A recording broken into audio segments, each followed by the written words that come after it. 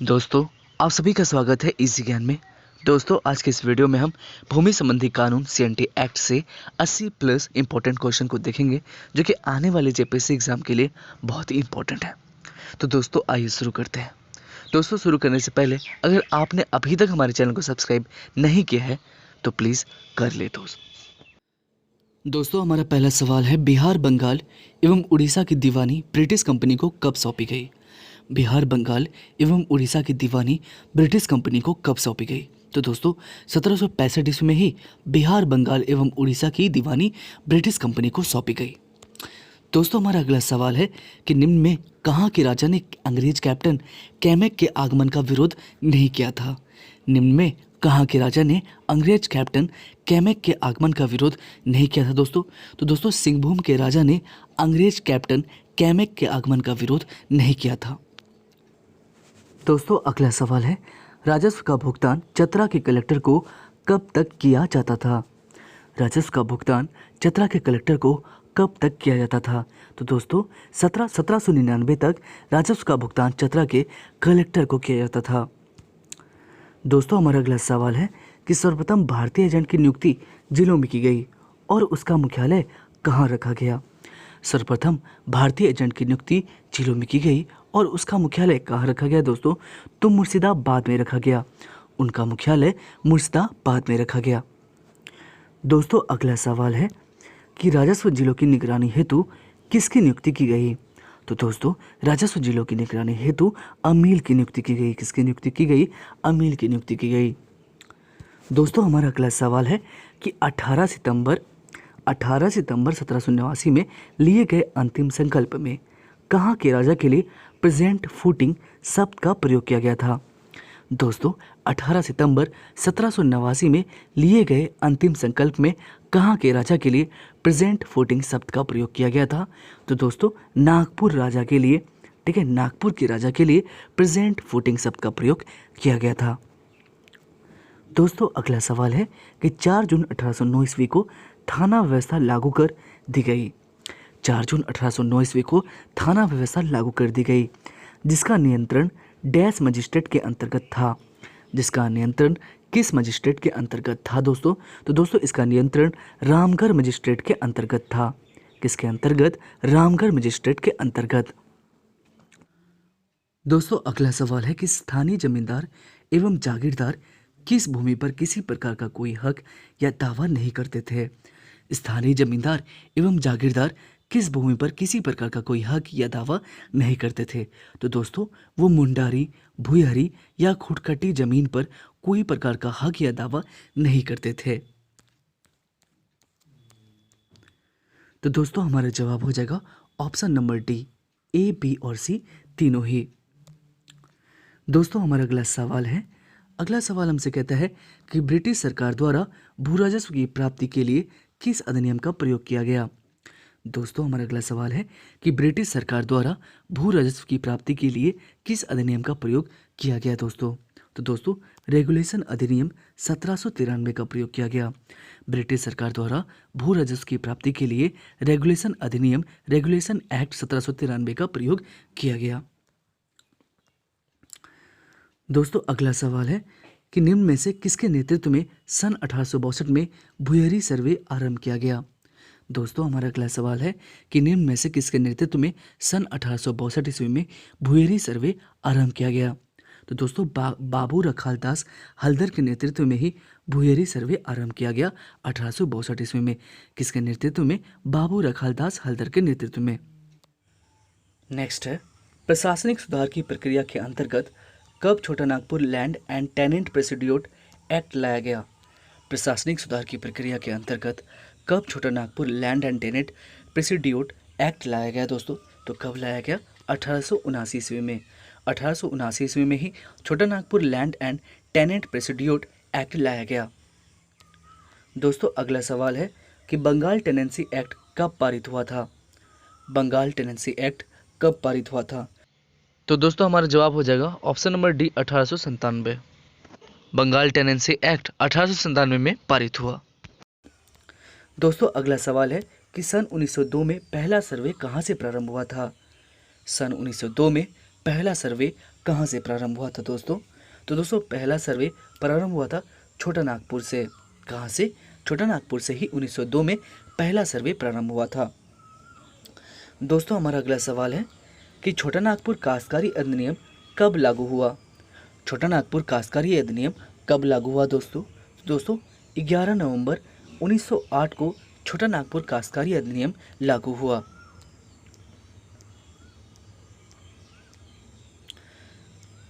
दोस्तों हमारा अगला सवाल है कि छोटा नागपुर काश्तकारी अधिनियम का ब्लूप्रिंट किसने तैयार किया था? दोस्तों छोटा नागपुर काश्तकारी अधिनियम का ब्लूप्रिंट तैयार किया था जॉन हॉफमैन ने। किसने तैयार किया था? जॉन हॉफमैन ने ही छोटा नागपुर काश्तकारी अधिनियम का ब्लूप्रिंट तैयार किया था। दोस्तों हमारा अगला सवाल है कि छोटा नागपुर काश्तकारी अधिनियम में 19 अध्याय और कितनी धाराएं हैं? तो दोस्तों धाराएं 271 है। छोटा नागपुर काश्तकारी अधिनियम में 19 अध्याय और 271 धाराएं हैं। दोस्तों हमारा अगला सवाल है कि अध्याय 1 के तहत इस अधिनियम का विस्तार झारखंड के किन क्षेत्रों में होगा? दोस्तों अध्याय 1 के तहत इस अधिनियम का विस्तार जो है उत्तरी छोटा नागपुर तथा दक्षिणी छोटा नागपुर में होगा। हमारा जवाब हो जाएगा ऑप्शन नंबर डी। दोस्तों हमारा अगला सवाल है कि छोटा नागपुर काश्तकारी अधिनियम 1908 के तहत अध्याय 1 में निम्न में से किसे परिभाषित नहीं किया गया है? तो दोस्तों किसे परिभाषित नहीं किया गया है? तो महाजन को परिभाषित अध्याय 1 में नहीं किया गया है। बाकी भूस्वामी को भी किया गया है, भुगत बंध बंधक को भी किया गया है और कोरकर के बारे में भी बताया गया है। दोस्तों हमारा अगला सवाल है कि छोटा नागपुर काश्तकारी अधिनियम 1908 के तहत स्थायी भूतृति का अभिप्राय होता है वह भूमि जो डैश है। दोस्तों वह भूमि जो वंशगत है। चलते हैं दोस्तों अगले सवाल की ओर। हमारा अगला सवाल हमसे कहता है कि छोटा नागपुर काश्तकारी अधिनियम 1908 की किस धारा में यह उल्लेख है कि ऐसा व्यक्ति जो अपनी जमीन या किसी दूसरे की जमीन में खेती कार्य के लिए धारण किए हुए है एवं लगान चुकाता हो? छोटा नागपुर काश्तकारी अधिनियम 1908 की किस धारा में यह उल्लेख है कि ऐसा व्यक्ति जो अपनी जमीन या किसी दूसरे की जमीन खेती कार्य के लिए धारण किए गए हो एवं लगान चुकाता हो? तो किस धारा में दोस्तों? धारा 5 में। धारा 5 में यह उल्लेख है कि ऐसा व्यक्ति जो अपनी जमीन या किसी दूसरे की जमीन खेती कार्य के लिए धारण किए हुए हो एवं वो लगान को चुकाता हो। दोस्तों हमारा अगला सवाल है कि छोटा नागपुर काश्तकारी अधिनियम 1908 की धारा 8 में किसका उल्लेख है? तो दोस्तों मुंडारी और खुटकट्टीदार का किसका उल्लेख है? मुंडारी और खुटकट्टीदार का। तुम्हारा जवाब हो जाएगा ऑप्शन नंबर डी, बी और सी दोनों ही। दोस्तों छोटा नागपुर काश्तकारी अधिनियम 1908 की धारा 8 में मुंडारी और खुटकट्टीदार का विवरण है या उल्लेख है। दोस्तों अगला सवाल है कि छोटा नागपुर काश्तकारी अधिनियम 1908 के अध्याय 3 में किसका उल्लेख है? तो दोस्तों छोटा नागपुर काश्तकारी अधिनियम 1908 के अध्याय 3 में भूधारक का उल्लेख है। किसका उल्लेख है? भूधारक का उल्लेख है। दोस्तों अगला सवाल है कि छोटा नागपुर काश्तकारी अधिनियम 1908 के तहत धारा 10 में क्या उल्लेखित है? दोस्तों हमारा सवाल है कि छोटा नागपुर काश्तकारी अधिनियम 1908 के तहत धारा 10 में क्या उल्लेख है? तो दोस्तों धारा 10 में किसी भूयरी की जमीन के लगान में वृद्धि ना हो इसी का उल्लेख धारा 10 में किया गया है। दोस्तों हमारा अगला सवाल है कि छोटा नागपुर काश्तकारी अधिनियम 1908 की किस धारा में यह उल्लेख है कि भूस्वामी जमीन की रजिस्ट्री करने से इनकार करता है तो अंतरित उपाभुक्त के पास आवेदन कर सकता है? दोस्तों हमारा सवाल है कि छोटा नागपुर काश्तकारी अधिनियम 1908 की किस धारा में यह उल्लेख है कि भूस्वामी जमीन की रजिस्ट्री करने से इनकार करता है तो अंतरित उपायुक्त के पास आवेदन कर सकता है? तो दोस्तों हमारा जवाब हो जाएगा ऑप्शन नंबर सी, धारा 12 में इसका उल्लेख है। चलते हैं दोस्तों अगले सवाल में। हमारा अगला सवाल कहता है कि किस धारा में यह उल्लेख है कि धारा 11 से किसी जमीन की रजिस्ट्री होने पर भी भूस्वामी उसे पुनर्ग्राही जमीन को वापस ले सकेगा? किस धारा में यह उल्लेख है कि धारा 11 से किसी जमीन की रजिस्ट्री होने पर भी भूस्वामी उसे पुनः ग्रहणीय जमीन को वापस ले सकेगा? तो दोस्तों इसका उल्लेख है धारा 15 में। दोस्तों अगला सवाल है कि छोटानागपुर काश्तकारी अधिनियम 1908 के किस अध्याय में रैयत शब्द को परिभाषित किया गया है? तो दोस्तों रैयत शब्द को परिभाषित किया गया है अध्याय 4 में। अगला सवाल है छोटानागपुर काश्तकारी अधिनियम 1908 के तहत किसी रैयत का अधिभोगाधिकार हो उस भूमि पर डैश वर्ष ना तो खेती की हो ना ही उसे धारित किया हो। तो दोस्तों हमारा जवाब हो जाएगा 12 वर्ष। ठीक है, छोटानागपुर काश्तकारी अधिनियम 1908 के तहत किसी रैयत का अधिभोगाधिकार हो उस भूमि पर 12 वर्ष अगर किसी ने ना तो खेती की हो और ना ही उसे धारण किया हो। दोस्तों अगला सवाल है कि बंदोबस्त रैयत की परिभाषा किस धारा में दी गई है? बंदोबस्त रैयत की परिभाषा किस धारा में दी गई है दोस्तों? तो दोस्तों इसकी परिभाषा दी गई है धारा 23 में। धारा 23 में बंदोबस्त रैयत की परिभाषा दी गई है। दोस्तों अगला सवाल है कि संथाल परगना भूधारण अनुपूरक उपबंध अधिनियम कब पारित हुआ?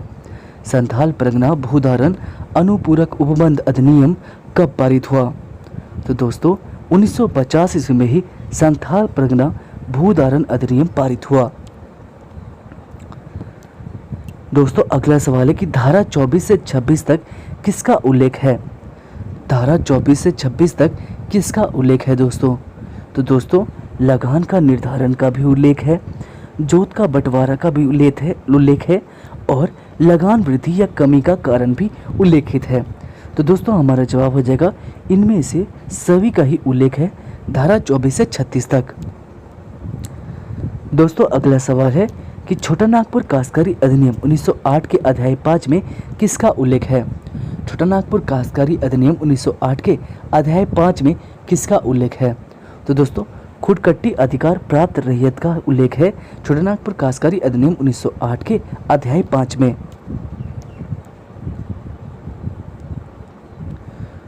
दोस्तों अगला सवाल है कि अनाधिभोगी रैयत और उसके भूस्वामी के बीच करार पर लगान की दर तय की जाएगी जिसका उल्लेख धारा डैश में है। तो दोस्तों इसका उल्लेख है धारा 38 में। अगला सवाल है अनाधिभोगी रैयत को बेदखल किए जाने का अधिकार कितने दिनों के अंदर पिछले 2 वर्षों का लगान चुकाने में असफल रहने पर होगा? तो दोस्तों हमारा जवाब हो जाएगा 90 दिन। अगला सवाल है कि छोटानागपुर काश्तकारी अधिनियम 1908 की किस धारा में छूट प्राप्त भूमियों के संबंध में उल्लेख मिलता है? छोटानागपुर काश्तकारी अधिनियम 1908 की किस धारा में छूट प्राप्त भूमियों के संबंध में उल्लेख मिलता है? तो दोस्तों धारा 43 में। किस धारा में? धारा 43 में छूट प्राप्त भूमियों के संबंध में उल्लेख मिलता है। दोस्तों अगला सवाल है कि छोटानागपुर काश्तकारी अधिनियम 1908 की धारा 45 के तहत किसका उल्लेख किया गया है? तो दोस्तों किसका उल्लेख किया गया है? भूस्वामी प्रत्येक दिए हुए पट्टे की शर्तों के अनुरूप एक प्रतिलेख पाने का हकदार होगा। भूस्वामी प्रत्येक दिए हुए पट्टे की शर्तों के अनुरूप एक प्रतिलेख पाने का अधिकार होगा। यही उल्लेखित किया गया है धारा 45 में। अगला सवाल है छोटानागपुर अभिवृद्धि अधिनियम कब पारित किया गया? तो दोस्तों कब पारित किया गया छोटानागपुर अभिवृद्धि अधिनियम? तो दोस्तों 1969 में ही छोटानागपुर अभिवृद्धि अधिनियम पारित किया। अगला सवाल है न्यायालय आदेश के अधीन रैयत अधिकार के विक्रय पर प्रतिबंध का निम्न में से किस धारा में प्रावधान है? न्यायालय आदेश के अधीन रैयती अधिकार के विक्रय पर प्रतिबंध का निम्न में से किस धारा में प्रावधान है? तो दोस्तों धारा 47 में प्रावधान है। किस धारा में? धारा 47 में। अगला सवाल है छोटानागपुर काश्तकारी अधिनियम 1908 के किस धारा में भूयरी भूधृति के अंतरण पर प्रतिबंध का प्रावधान है? तो दोस्तों धारा 48 में। किस धारा में? 48 में। अगला सवाल है कि निम्न में से किसके द्वारा भूयरी कुटुंब के किसी व्यक्ति को उसके भूधृति का विक्रय दान विनियम विल द्वारा अंतरित करने की अनुज्ञा देने वाले नियम बनाए जा सकते हैं? तो दोस्तों राज्य सरकार द्वारा। दोस्तों निम्न में से किसके द्वारा? तो राज्य सरकार द्वारा पुएरी कुटुंब के किसी व्यक्ति को उसके भूधृति का विक्रय, दान, विनिमय, विल द्वारा अंतरित करने की अनुज्ञा देने वाले नियम बनाए जा सकते हैं। दोस्तों हमारा अगला सवाल है कि छोटानागपुर काश्तकारी अधिनियम 1908 के अध्याय 11 में क्या प्रावधान है? अध्याय 11 में प्रावधान है लगान के बारे में साधारण अंतरण का। दोस्तों हमारा अगला सवाल है कि भुगतान नकद लगान किसी वर्ष की प्रत्येक तिमाही में 4 समान किस्तों में देय होगा। इसका किस धारा में प्रावधान है? भुगतान नकद लगान किसी वर्ष की प्रत्येक तिमाही में 4 समान किस्तों में देय होगा। इसका किस धारा में प्रावधान है? तो दोस्तों इसका प्रावधान है धारा 52 में। किस धारा में? धारा नंबर 52 में। दोस्तों हमारा अगला सवाल हमसे कहता है कि लगान या उस पर देय ब्याज या दोनों के भुगतान करने पर रसीद प्राप्त होगी। अगर रसीद नहीं मिलती है तो किससे शिकायत की जा सकती है? दोस्तों हमारा सवाल है लगान या उस पर देय ब्याज या दोनों के भुगतान करने पर रसीद प्राप्ति होगी। अगर रसीद नहीं मिलती है तो किससे शिकायत की जा सकती है? तो दोस्तों शिकायत की जा सकती है उपायुक्त से। किससे शिकायत की जा सकती है? उपायुक्त से शिकायत की जा सकती है। दोस्तों हमारा अगला सवाल हमसे कहता है कि छोटानागपुर काश्तकारी अधिनियम 1908 की धारा 58 के तहत किसी वर्ष में लगान का भुगतान नहीं होने पर प्रतिवर्ष अधिक से अधिक 10% साधारण ब्याज लगेगा। तो दोस्तों अधिक से अधिक 6.25% साधारण ब्याज ही लगेगा। दोस्तों हमारा अगला सवाल है कि छोटानागपुर काश्तकारी अधिनियम 1908 की धारा 6 में क्या प्रावधान है? तो दोस्तों छोटानागपुर काश्तकारी अधिनियम 1908 की धारा 6 में प्रावधान ये है कि वस्तु रूप में देय लगान का रूपांतरण का प्रावधान है धारा 6 में। दोस्तों हमारा अगला सवाल है कि बंजर भूमि के बंदोबस्त का प्रावधान किस अध्याय में है? दोस्तों बंजर भूमि के बंदोबस्त का प्रावधान किस अध्याय में है? तो दोस्तों अध्याय 9 में है।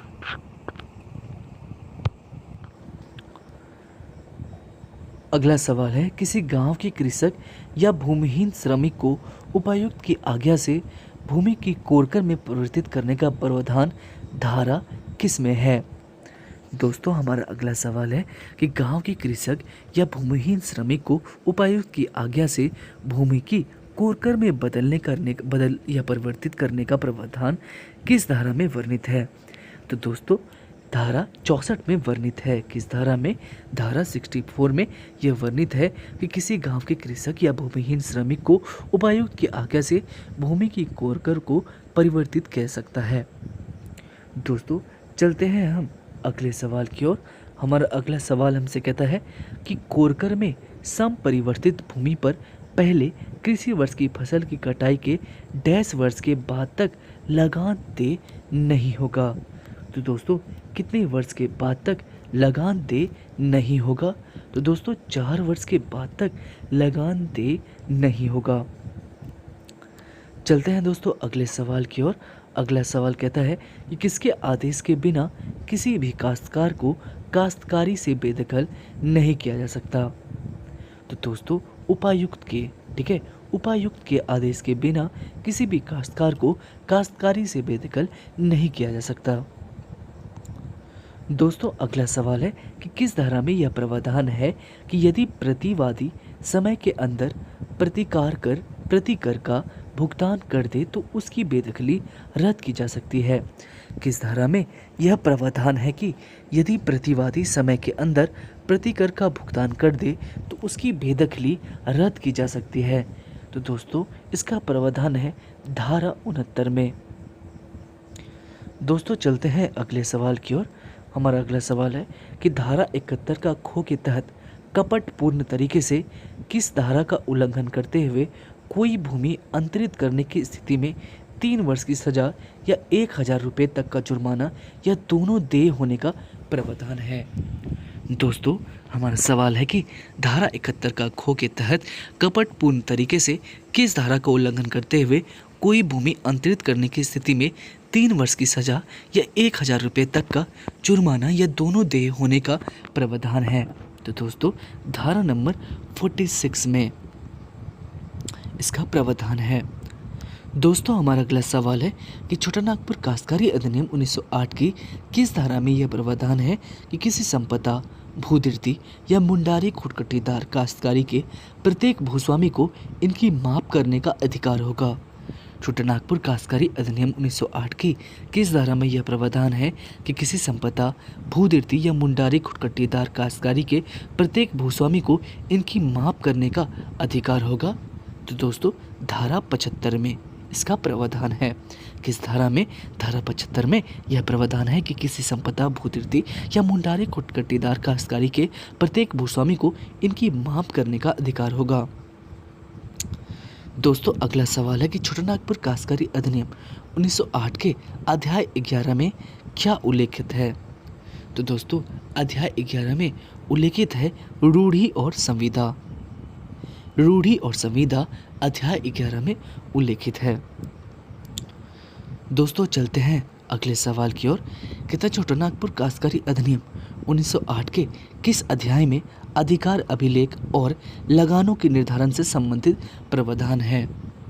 दोस्तों छोटा नागपुर काश्तकारी अधिनियम 1908 के किस अध्याय में अधिकार, अभिलेख और लगानों के निर्धारण से संबंधित प्रावधान है? तो 12 अध्याय में। किस अध्याय में? अध्याय 12 में। अगला सवाल है किस धारा में यह उल्लेख है कि राज्य सरकार किसी राजस्व अधिकारी द्वारा सर्वेक्षण करने का आदेश दे सकेगी? दोस्तों हमारा सवाल है कि किस धारा में उल्लेख है कि राज्य सरकार किसी राजस्व अधिकारी द्वारा सर्वेक्षण करने का आदेश दे सकेगी? तो दोस्तों किस धारा में? धारा 80 के तहत।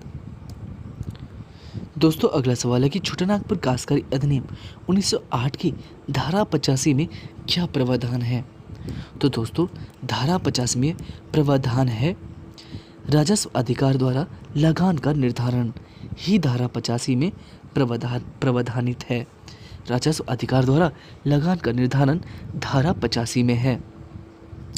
दोस्तों अगला सवाल है कि छोटा नागपुर काश्तकारी अधिनियम 1908 की किस धारा में यह उल्लेख है कि अधिकार अभिलेख की तैयारी के क्रम का किसी न्यायालय में कोई वाद नहीं लाया जाएगा? छोटा नागपुर काश्तकारी अधिनियम 1908 की किस धारा में यह उल्लेख है कि अधिकार अभिलेख की तैयारी के क्रम का किसी न्यायालय में कोई वाद नहीं लाया जाएगा? तो दोस्तों किस धारा में? धारा 82 में। धारा 92 में। धारा 92 में भी यह उल्लेखित है कि अधिकार अभिलेख की तैयारी के क्रम का किसी न्यायालय में कोई वाद नहीं लाया जाएगा। नेक्स्ट छोटा नागपुर काश्तकारी अधिनियम 1908 की किस धारा में यह उल्लेख है कि राजस्व अधिकारी द्वारा निर्धारित लगान कब से लागू होगा? छोटा नागपुर काश्तकारी अधिनियम 1908 की किस धारा में यह उल्लेख है कि राजस्व अधिकारी द्वारा निर्धारित लगान कब से लागू होगा? तो दोस्तों धारा 97 में ही इसका उल्लेख है। चलते हैं दोस्तों अगले सवाल में। अगला सवाल कहता है कि छोटा नागपुर काश्तकारी अधिनियम 1908 के किस अध्याय में भूमि संबंधी शर्तें एवं उनके रूपांतरण संबंधी प्रावधान का उल्लेख किया गया है? छोटा नागपुर काश्तकारी अधिनियम 1908 के किस अध्याय में भूमि संबंधी शर्तें एवं उनके रूपांतरण संबंधी प्रावधान का उल्लेख किया गया है? तो दोस्तों धारा 13 में। किस धारा में? धारा 13 में उल्लेखित है। अगला सवाल है कि छोटा नागपुर काश्तकारी अधिनियम 1908 की किस धारा में यह प्रावधान है कि राजस्व अधिकारी द्वारा स्थानीय क्षेत्र के विभिन्न भूमि संबंधी शर्तों के लिए एक नियत दर तय होगा? तो दोस्तों धारा 106 में ही इसका वर्णन है। दोस्तों हमारा अगला सवाल है कि छोटा नागपुर काश्तकारी अधिनियम 1908 के अध्याय 14 में क्या प्रावधान किया गया है? तो दोस्तों अध्याय 14 में यह प्रावधानित है कि भूस्वामियों को विशेषाधिकार युक्त भूमि का अभिलेख। अध्याय 4 में प्रावधान है भूस्वामियों को विशेषाधिकार युक्त भूमि का अभिलेख है अध्याय 14 में।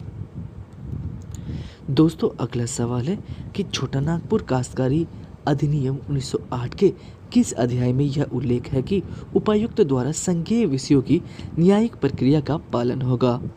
छोटानागपुर काश्तकारी अधिनियम 1908 के किस अध्याय में यह उल्लेख है कि उपायुक्त द्वारा संज्ञेय विषयों की न्यायिक प्रक्रिया का पालन होगा? तो दोस्तों, संज्ञेय विषयों की न्यायिक प्रक्रिया का पालन होगा धारा 16 में। धारा 16 में ही यह उल्लेखित है। तुम्हारा जवाब हो जाएगा ऑप्शन नंबर डी। दोस्तों, अगला सवाल है कि छोटानागपुर काश्तकारी अधिनियम 1908 की किस धारा में यह प्रावधान है कि उपायुक्त किसी उप कलेक्टर या राजस्व अधिकारी से कोई वाद या आवेदन वापस ले सकेगा? तो दोस्तों, हमारा जवाब हो जाएगा धारा 137 के अंतर्गत। दोस्तों, अगला सवाल है कि पट्टे को प्रदान करना, पट्टे को रद्द करना, काश्तकार को बेदखल करना आदि सभी वादों पर केवल किसके द्वारा संज्ञान लिया जाएगा? तो दोस्तों, केवल किसके द्वारा संज्ञान लिया जाएगा? तो केवल उपायुक्त के द्वारा ही संज्ञान लिया जाएगा। दोस्तों, अगला सवाल है कि छोटानागपुर काश्तकारी अधिनियम 1908 की किस धारा में यह उल्लेख है कि उपायुक्त द्वारा पारित आदेश को कुर्की और विक्रय से छूट प्राप्त होगी? छोटानागपुर काश्तकारी अधिनियम 1908 की किस धारा में यह उल्लेख है कि उपायुक्त द्वारा पारित आदेश को कुर्की और विक्रय से छूट प्राप्त होगा? तो दोस्तों, धारा 186 में ही यह उल्लेखित है। कहाँ पे? धारा 186 में यह उल्लेखित है कि उपायुक्त द्वारा पारित आदेश को कुर्की और विक्रय से छूट प्राप्त होगी। दोस्तों, अगला सवाल है कि छोटानागपुर काश्तकारी अधिनियम 1908 की किस धारा में उपायुक्त के कुछ आदेशों के विरुद्ध न्यायिक आयुक्त के पास अपील करने का वर्णन है? छोटानागपुर काश्तकारी अधिनियम 1908 की किस धारा में उपायुक्त के कुछ आदेशों के विरुद्ध न्यायिक आयुक्त के पास अपील करने का वर्णन है? दोस्तों, धारा 215 से 216 में। धारा 215 से 16 में यह उल्लेखित है कि उपायुक्त के कुछ आदेशों के विरुद्ध न्यायिक आयुक्त के पास आप अपील कर सकते हैं। दोस्तों, हमारा अगला सवाल है कि छोटानागपुर काश्तकारी अधिनियम 1908 के अध्याय 18 में निम्न में से किसका प्रावधान है? छोटानागपुर काश्तकारी अधिनियम 1908 के अध्याय 18 में किसका प्रावधान किया गया है दोस्तों? तो दोस्तों, ये प्रावधान है कि मुंडारी खुटखटीदार के विषय में विशेष उपबंध, मुंडारी खुटखटीदार के विषय में विशेष उपबंध का प्रावधान है अध्याय 18 में सीएनटी एक्ट के। दोस्तों, अगला सवाल है कि छोटानागपुर काश्तकारी अधिनियम 1908 की किस धारा में मुंडारी खुटखटीदार काश्तकारियों के अंतरण पर प्रतिबंध का उल्लेख है? छोटानागपुर काश्तकारी अधिनियम 1908 की किस धारा में मुंडारी खुटखटीदारी काश्तकारियों के अंतरण पर प्रतिबंध का उल्लेख है? तो दोस्तों, हमारा जवाब हो जाएगा ऑप्शन नंबर बी, धारा 240 में इसका वर्णन है। चलते हैं दोस्तों अगले सवाल की ओर। हमारा अगला सवाल है कि छोटानागपुर काश्तकारी अधिनियम 1908 की किस धारा में यह प्रावधान है कि जहां अधिकार अभिलेख ना हो वहां लगान के बकाये की वसूली के लिए भूस्वामी वाद संस्थित कर सकेगा? छोटानागपुर काश्तकारी अधिनियम 1908 की किस धारा में यह प्रावधान है कि जहां अधिकार अभिलेख ना हो वहां लगान के बकाये की वसूली के लिए भूस्वामी वाद संस्थित कर सकेगा? तो दोस्तों, इसका प्रावधान किस धारा में है? धारा नंबर 246 में, धारा 246 में। दोस्तों, अगला सवाल है कि छोटानागपुर काश्तकारी अधिनियम 1908 की किस धारा में यह उल्लेख है कि सभी मुंडारी खुटखटीदार काश्तकारी अध्याय 12 के अधीन तैयार अभिलेख में वर्णित रहेगी? तो दोस्तों, किसमें? धारा 250 में इसका उल्लेख है। दोस्तों, अगला सवाल है कि किस धारा में यह प्रावधान है कि ऐसी काश्तकारी या उसकी प्रसंगतियों को किस विषय पर विवाद होने पर राजस्व अधिकारी के समक्ष वाद में लाया जाएगा? तो दोस्तों, किस धारा में यह प्रावधान है? तो दोस्तों, धारा नंबर 252 में ही इसका प्रावधान है। चलते हैं दोस्तों अगले सवाल की ओर। हमारा अगला सवाल है कि छोटानागपुर काश्तकारी अधिनियम 1908 की किस धारा में संयुक्त भूस्वामी संबंधी प्रावधान है? छोटानागपुर काश्तकारी अधिनियम 1908 की किस धारा में संयुक्त भूस्वामी संबंधी प्रावधान है दोस्तों? तो दोस्तों, संयुक्त भूस्वामी संबंधी प्रावधान है धारा 257 में। किस धारा में? 257 में। दोस्तों, हमारा अगला सवाल है कि छोटानागपुर काश्तकारी अधिनियम 1908 की किस धारा में यह प्रावधान है कि राज्य सरकार इस अधिनियम के उद्देश्य की पूर्ति के लिए नियम बना सकेगी? दोस्तों हमारा सवाल है कि छोटानागपुर काश्तकारी अधिनियम 1908 की किस धारा में यह प्रावधान है कि राज्य सरकार इस अधिनियम के उद्देश्य की पूर्ति के लिए नियम बना सकेगी। तो दोस्तों धारा 264 में ही प्रावधान है। अगला सवाल है कि उपायुक्त के कर्तव्यों एवं शक्तियों का उल्लेख किस धारा में किया गया है। उपायुक्त के कर्तव्यों एवं शक्तियों का उल्लेख किस धारा में वर्णित है दोस्तों? धारा नंबर 270 में। दोस्तों हमारा अगला सवाल है कि छोटानागपुर काश्तकारी अधिनियम 1908 की अध्याय 8 की कुछ धाराओं को किस संविधान संशोधन के तहत 9वीं अनुसूची में शामिल किया गया। छोटानागपुर काश्तकारी अधिनियम 1908 की अध्याय 8 की कुछ धाराओं को किस संविधान संशोधन के तहत 9वीं अनुसूची में शामिल किया गया दोस्तों? तो दोस्तों 66वीं संविधान संशोधन के तहत 9वीं अनुसूची में शामिल किया गया। दोस्तों हमारा अगला सवाल है कि सन 1923 में बिहार सरकार ने इस अधिनियम की धारा 46 में अनुसूचित जाति के साथ साथ जनजाति एवं पिछड़ी जातियों के लिए भी जमीन अंतरण सुनिश्चित एवं पिछड़ी जातियों के लिए भी जमीन अंतरण सुनिश्चित कर दिया। तो दोस्तों कब अंतरण कर दिया? 1962 ईस्वी में। कब? 1962 में। अगला सवाल है कि छोटानागपुर काश्तकारी अधिनियम 1908 की किस धारा में यह प्रावधान है कि जनजातीय भूमि सहित अन्य सभी भूमियों का अंतरण उद्योग, खनिज या इसके सहायक प्रयोजनों के लिए अनुमति देता है। तो दोस्तों किस धारा में? धारा 49 में। धारा 49 में। दोस्तों हमारा अगला सवाल है कि राज्य सरकार ने धारा 49 में कब संशोधन कर इसे आधारभूत संरचना, रेल परियोजना, ट्रांसमिशन लाइन आदि कार्यों के लिए भी वैलिड कर दिया दोस्तों? तो दोस्तों हमारा जवाब हो जाएगा 2016। ठीक है, 2016 में इसे संशोधित कर इसे आधारभूत संरचना, रेल परियोजना, ट्रांसमिशन लाइन आदि कार्यों के लिए भी वैध कर दिया। दोस्तों हमारा आखिरी सवाल है, कहता है कि छोटानागपुर काश्तकारी अधिनियम 1908 की किस धारा में मुंडारी कुटकुटीदार को कुछ खास स्थिति में अंतरण की आज्ञा देता है, लेकिन इसके लिए उपायुक्त की पूर्व अनुमति आवश्यक है।